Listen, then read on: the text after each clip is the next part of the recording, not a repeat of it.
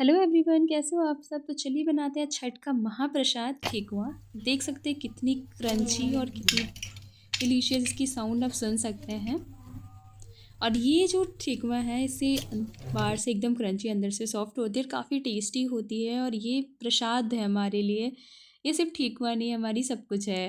मतलब ये छठ का सबसे महाप्रसाद। तो चलिए बनाना शुरू करते हैं। इसके लिए मैंने कुछ ड्राई फ्रूट्स लिए हैं, काजू बादाम छुआड़े और किशमिश आप अपने अकॉर्डिंगली ले सकते हैं। इसमें नारियल भी यूज़ होता है, मेरे पास अवेलेबल नहीं थी तो मैंने उसे यूज़ नहीं करा। चॉप करने के बाद यहाँ पे मैंने 250 ग्राम गुड़ लिया हुआ है, जिसे 1 कप आप गुड़ कंसिडर कर सकते हो उसे। और आधा कप यहाँ पे मैंने पानी लेके उसे अच्छे मेल्ट किया हुआ है। एंड देन मैं यहाँ पे आटा लगा रही हूँ। यहाँ पे मैंने 2 कप आटा लिया है, वज़न से यह 500 ग्राम आटा है। उसमें मोयन के लिए मैंने 2 चम्मच दो बड़े चम्मच घी का यूज़ करा। आप चाहें तो रिफाइंड ऑयल भी यूज़ करते हैं, लेकिन जो छठ का प्रसाद बनता है वो घी से ही बनता है और काफ़ी डिलीशियस होती है। अंदर का प्रसाद, 2 प्रसाद बनता है, एक अंदर में बनता है, एक बाहर में प्रसाद बनती है। कि मतलब कि जो छठ प्रति होती है वो अंदर प्रसाद है, सूप में अर्घ के लिए चढ़ता है।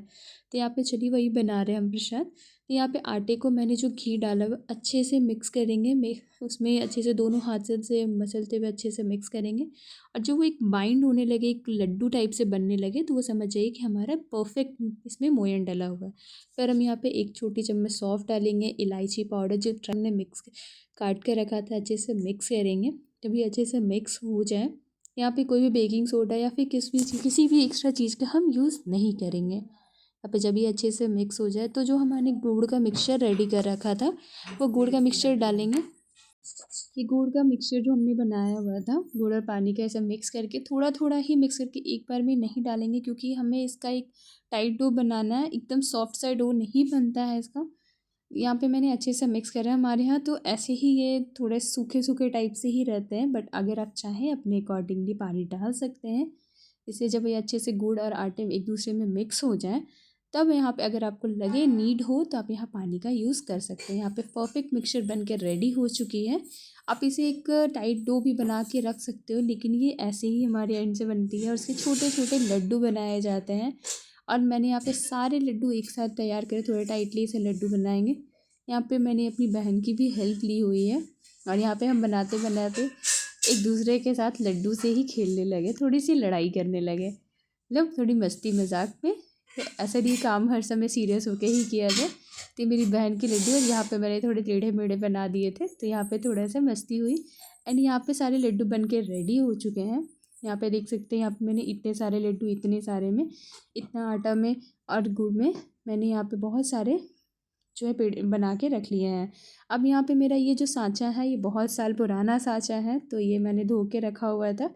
और दोनों साइड अच्छे से घी लगा लेंगे, ताकि जो हम पेड़े बनाए, जो हमने लड्डू बनाए हुए हैं, इसे अच्छा एक शेप दे पाएँ और एक डिज़ाइन यहाँ पे बन सके। तो दोनों हाथों से अच्छे से इसे हम यहाँ पे गोल शेप देके इसकी जो डिज़ाइन है वो आ जाएगी। आप चाहें तो चम्मच की साइड हेल्प से भी कर सकते हो, फोर्क से भी कर सकते हो, टूथपिक से भी कर सकते हैं, क्योंकि वो साइड साइड में आप इस अकॉर्डिंगली शेप डाल सकते हैं जो भी आपको सही लगे। यहाँ पे मैंने सारे शेप रेडी करे हुए। इस तरह से सारे से ठेकुआ को ठोक के बनाएंगे। और ठेकुआ इसलिए ही कहा जाता है कि इसे ठोक कर ही बनाए जाते हैं।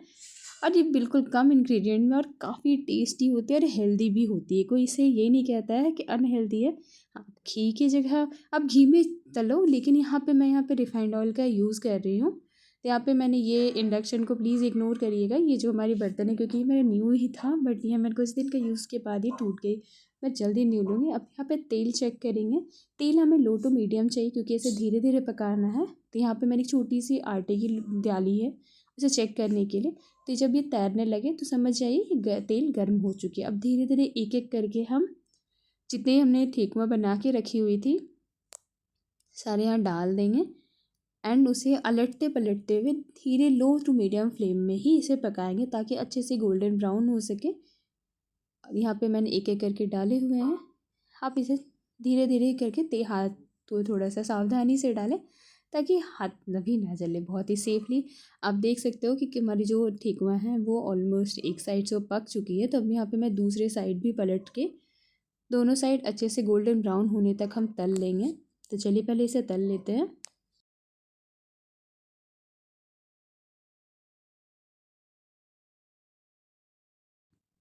आप यहाँ पे कोई भी कुकिंग ऑयल का यूज़ कर सकते हैं, जो भी आप खाने वाला तेल यूज़ कर सकते हैं। यहाँ पे घी से ही मोस्टली बनती है, बट यहाँ पे रिफाइन ओके। ये मेरी हमारी ठेकुआ जो है वो रेडी हो चुकी है। इसकी कलर भी देख सकते हो कितनी प्यारी कलर ये आई हुई है। इसी तरह सारे ठेकुआ हम रेडी कर। ठेकुआ तलने के बाद ना ये तुरंत ही अगर निकालते हो तो बहुत ही सॉफ्ट रहती है। तो ये निकालने में ये मत समझिए ठेकुआ अच्छी नहीं बनी है, थोड़ी देर बाद जब ठंडी हो जाती है तो ये हार्ड होना थोड़ा शुरू हो जाता है। तो कैसी लगी आपको ये रेसिपी मुझे कमेंट में ज़रूर बताएं। अगर अच्छी लगी रेसिपी तो लाइक शेयर एंड सब्सक्राइब करें। मिलते हैं नेक्स्ट वीडियो के साथ, तब तक के लिए take care, bye bye, thanks for watching.